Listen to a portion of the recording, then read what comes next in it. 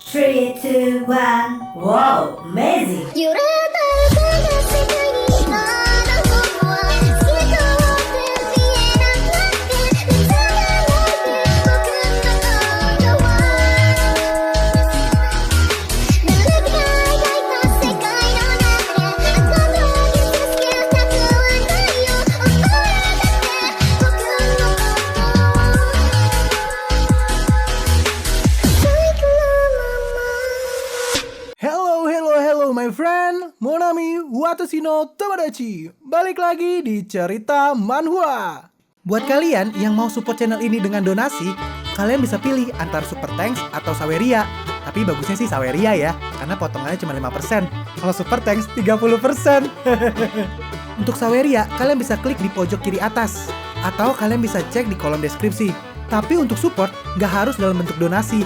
Dengan kalian menonton sampai habis dan memberikan like di video ini, itu udah sangat membantu mensupport channel ini. Kalian juga bisa join di grup Telegram dari komunitas cerita manhwa. Di situ kalian bisa sharing dan berbagi cerita dengan teman-teman baru. Dan nanti kalau gue ada masalah apa-apa tentang channel ini, pertama-tama gue pasti akan menginfokan terlebih dahulu di Telegram. Misalnya kayak gue telat upload, atau apalah itu. Makanya langsung join di grup Telegram ya. Tanpa perlu berlama-lama lagi, kita akan mulai aja ceritanya. Melanjutkan cerita sebelumnya, di mana Ming Ying-xuan telah menerima energi celestial dari tetua sekte Heaven Palace. Ini adalah kekuatan dari Celestial Prime. Kekuatan ini sangatlah kaya, dan itu semua memenuhi seluruh tubuhku. Sekarang Ming Ying-xuan telah dipenuhi oleh kekuatan. Dari kejauhan, Pai Chailing melihat pertarungan dari Sukyue. Dalam hatinya, Sukyue, apa kau sudah gila? Kenapa kau ingin menjadi musuh sekte Heaven Palace di upacara Tianxuan? Tetua itu berkata, yang terpilih telah lahir, dan upacara Tianxuan sudah berakhir. Orang yang tidak berkepentingan, segeralah meninggalkan tempat ini. Kalau tidak, kalian akan terpengaruh dalam pertempuran ini, dan sekte Heaven Palace tidak akan bertanggung jawab. Orang-orang dari Danau Giok berkata, Senpai, ayo kita segera pergi.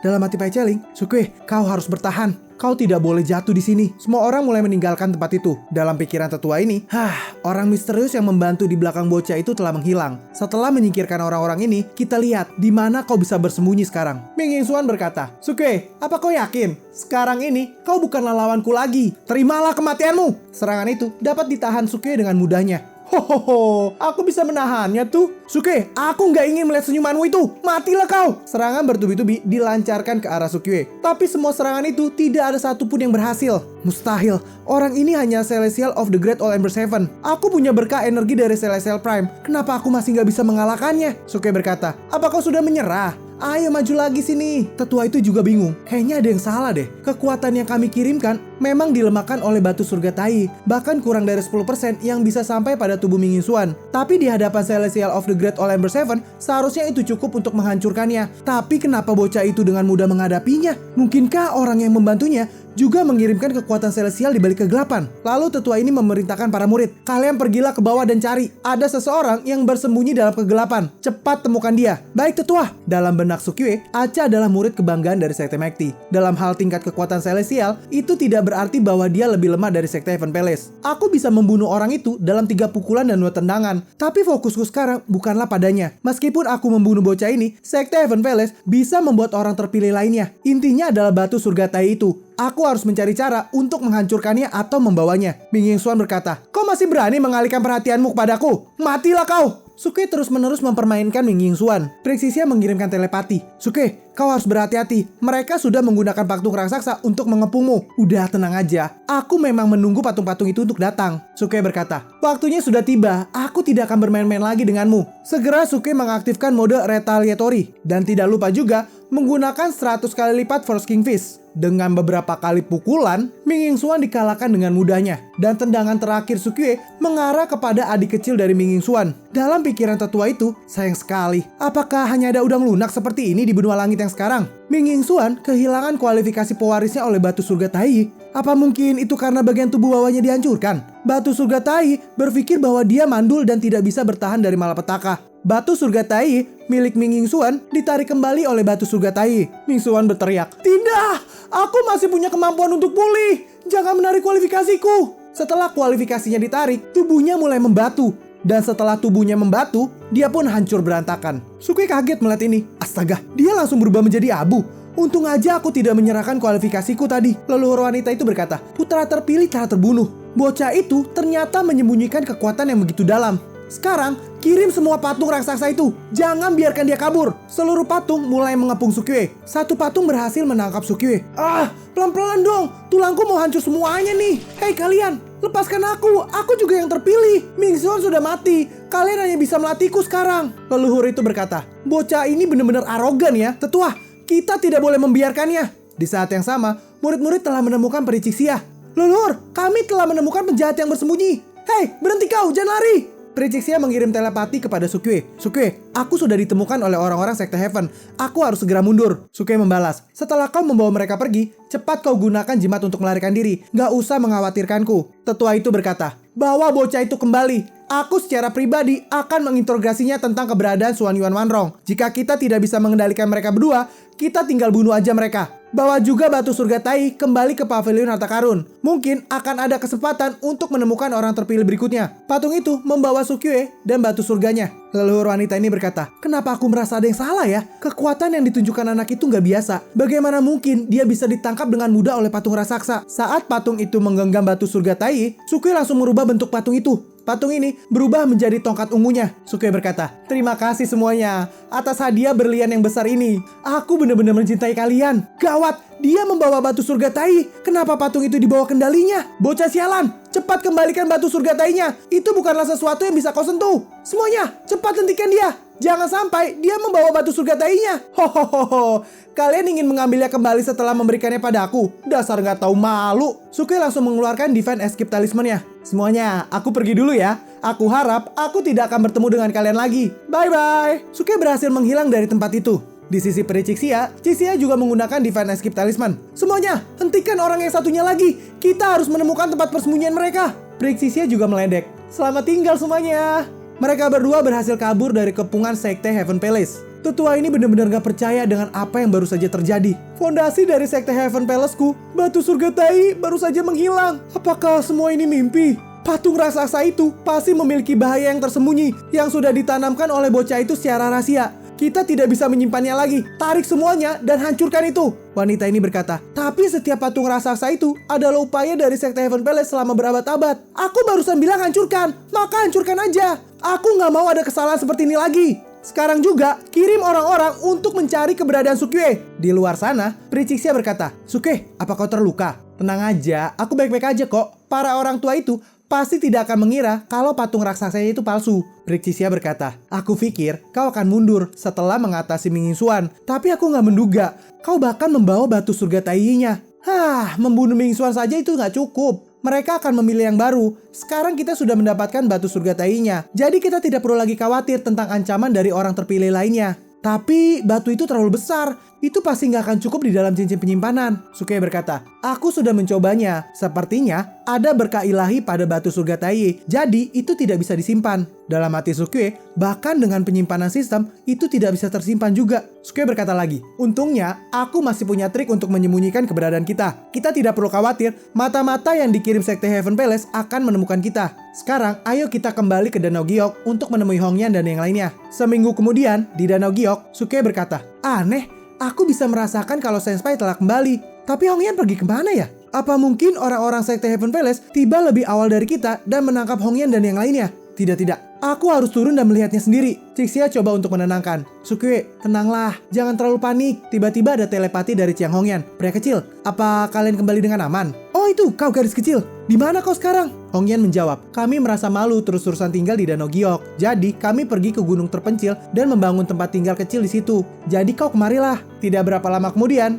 akhirnya Sukiwe sampai. Wow, ini sungguh tempat tinggal yang sangat terpencil. Tinggal di sini terasa seperti gangguan di dunia sangat jauh. Saat Sukiwe kembali, dia langsung disambut oleh Su Feifei. Kakak, kau sudah kembali? Aku benar-benar mengkhawatirkanmu loh. Oh Feifei, apa kultivasimu udah selesai? Saat melihat Sukiwe, Feifei langsung bertanya, kakak, apa itu yang ada di atas kepalamu? Apa kau sedang belajar tradisi India? Tentu aja bukan dong. Ini adalah barang berharga. Keesokan harinya, Sukiwe memandangi tempat tinggal mereka sekarang. Kultivator Sekte Heaven Palace mencari kita di mana-mana. Tempat ini harus segera disembunyikan. Yang lain berkata, apa kita gunakan hutan aja sebagai penyamaran dari luar? Nggak perlu sampai seperti itu. Kita bisa menggunakan Divine Aperture Cell. Feifei berkata, apakah ini benar-benar baik-baik aja? Ini mah tidak ada bedanya dalam hal penampilan. Ini benar-benar membuatku khawatir. Chiang Hongyan menjelaskan, Tenang aja Veve, kecuali Celestial Emperor yang datang, kita pasti tidak akan ditemukan. Cixia berkata, Veve, aku dengar tidak ada seorang pun yang berlatih kultivasi di kampung halamanmu. Tapi di sana ada banyak hal yang menyenangkan. Kau bisa terbang ke langit dan pergi tanpa kekuatan celestial. Apa memang ada tempat seperti itu? Veve menjawab, itu benar. Itu adalah hasil dari teknologi manusia dan tidak seperti kultivator. Mereka bergantung pada kekuatan otak. Suke menjawab, tapi di hadapan kekuatan absolut kultivator, itu semua nggak ada gunanya. Lagi pula, teknologi yang dikembangkan itu adalah benda asing. Memperkuat diri sendirilah adalah cara yang paling benar. Kakak, aku nggak setuju denganmu. Para pendahulu yang mengembangkan teknologi tingkat tinggi juga hebat. Oh, jadi karena kau masih memegang ide seperti itu, makanya kultivasimu jadi melambat. Apanya kultivasiku lambat? Aku sudah mencapai tahap original infant. Kalau kau tidak yakin, ayo bertarung denganku. Nona Liu tertawa. Kakak Jingning, kenapa kau tertawa? Apa kau pikir aku tidak bisa mengalahkannya? Enggak kok, aku percaya kau bisa mengalahkannya. Bagaimanapun, kakakmu tidak akan berani kasar padamu. Jadi maksudmu, aku nggak sehebat kakakku? Suke berkata, tentu aja, aku adalah Celestial of the Great All Ember Seven, sedangkan kau adalah original infant. Apa kau nggak tahu berapa jauh celah di antara kita? Hah? Celestial of the Great All Ember Seven? Kedengarannya luar biasa. Apa aku juga bisa berlatih sampai ke sana? Tentu aja bisa. Kakakmu ini telah membawakan banyak hal bagus untukmu. Suke mengeluarkan begitu banyak harta untuk Suveve. Mari kita lihat. Ini ada Tao Spirit Stone, ada persik 9 rekarnasi, ada juga batu spiritual tingkat atas, dan berbagai metode latihan. Veve merespon, astaga, apa kau mendapatkan ini dari seluruh penyimpanan benua langit? Itu benar. Mari kita coba persik 9 rekarnasi ini terlebih dahulu. Chiang Hongyan langsung melarang. Jangan, kalau memakan obat terlalu keras akan melukai tubuhnya. Cixia berkata, kekuatan celestial yang terkandung di dalam buah persik ini sangatlah banyak. Suke mulai menjelaskan, aku mendapatkannya dari Taman Persik Danau Giok. Veve, kau bisa mendapatkan banyak kekuatan celestial hanya dari satu gigitan. Ingat, kau hanya boleh memakan dalam gigitan kecil. Tapi saat Suke berbicara seperti itu, Suveve sudah menggigit buahnya dengan gigitan besar. Setelah dia menelannya, kok ini nggak terlalu berasa ya? Mereka semua langsung panik. Astaga, cepat muntahkan itu! Kau tidak boleh makan terlalu banyak! Dalam pikiran Nona Liu, kekuatan celestial yang terkandung di dalam persik 9 rekarnasi itu cukup untuk meledakkan seorang Golden Immortal. Dan Veve memakannya dengan gigitan besar. Suke dengan panik bertanya, Veve, apa kau merasa ada sesuatu yang tidak nyaman?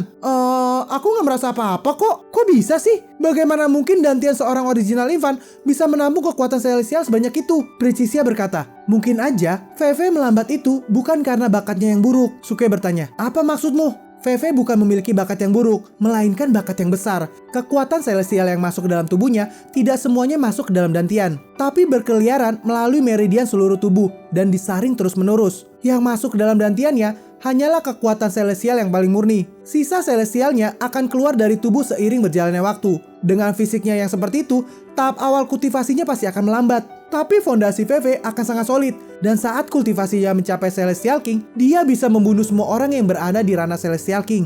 Veve juga agak bingung. Ternyata tubuhku punya kondisi seperti itu. Aku sama sekali nggak tahu. Suke berkata, aku tidak menduga. Ternyata adikku punya bakat yang seperti itu. Jika orang biasa punya bakat seperti ini, aku khawatir mereka akan kehilangan nyawanya bahkan sebelum mencapai tahap Golden Immortal. Tapi Veve berbeda. Kau punya kakak ini. Aku akan membantumu membawa semuanya. Kau berlatihlah dengan pikiran tenang. Kita masih punya banyak waktu. Oke kakak. Kakak memang benar-benar yang terbaik. Setelah itu dia langsung memakan habis buah persiknya. Mereka semua terkejut. Apa? Dia memakan semuanya?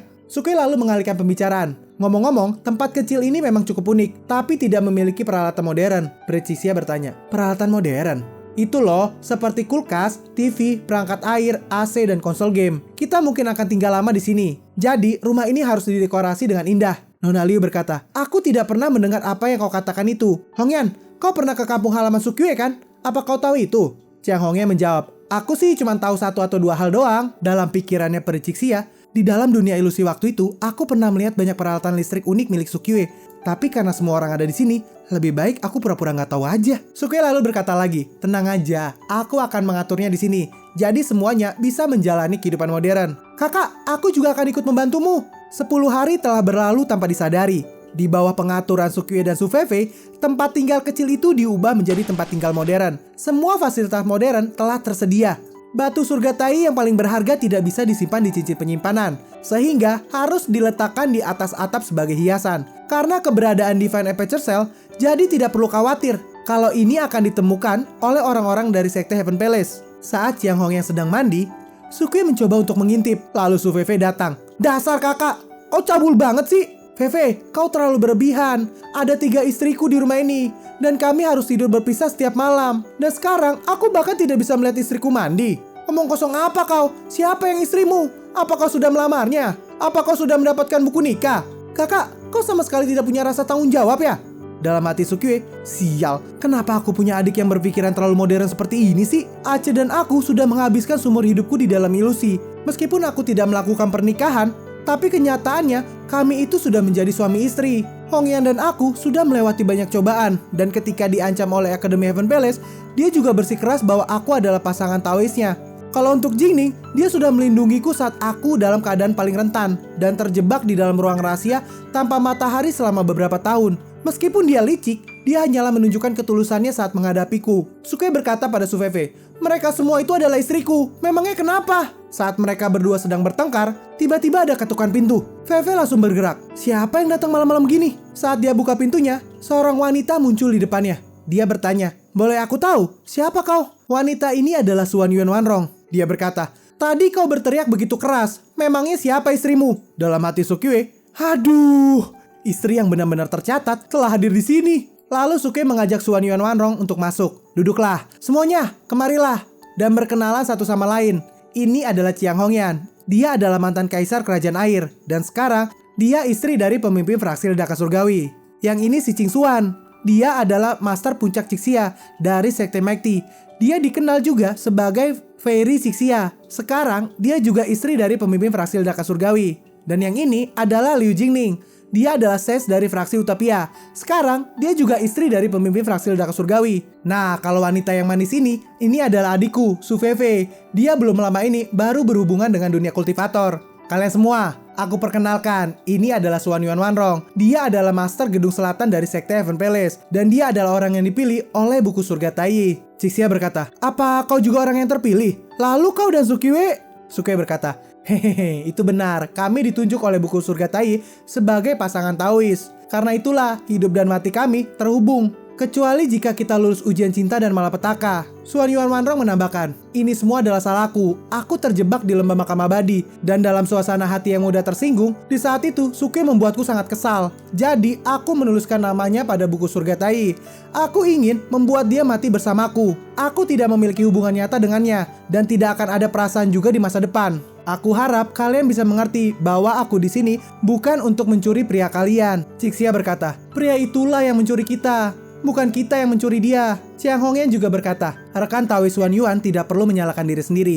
Sukue memang orang yang suka membuat kita marah, dan dia itu benar-benar kurang ajar. Aku yakin dia pasti sudah melakukan sesuatu yang salah saat di lembah makam abadi saat itu." Nona Liu menambahkan, "Selama kalian tidak terancam oleh orang-orang pilihan surga lainnya, tidak masalah jika kalian ditunjuk sebagai pasangan Taois oleh buku surga Tai. Kami semua tidak masalah dengan hal itu." Wanrong berkata, "Atas kebaikan kalian semua, aku sangat berterima kasih atas pengertiannya." Dalam pikiran Sukue, kenapa kepribadian wanita ini berubah drastis? Terakhir kali dia masih agresif dan dingin, tapi kali ini dia sangat friendly. Suan Yuan berkata, "Sukue, Ergozi dan yang lainnya sudah memberitahuku tentang upacara Tianxuan. Jadi bagaimana hasilnya?" Sukue dengan bangganya berkata, "Ngomong-ngomong tentang itu, kau itu sudah terlambat. Aku sudah menyelinap di antara para Celestial Prime Sekte Heaven Palace. Bukan hanya membunuh orang terpilih di hadapan mereka, aku juga mencuri batu surga Tai. Dengan begitu, mereka tidak akan bisa lagi menciptakan orang terpilih yang baru."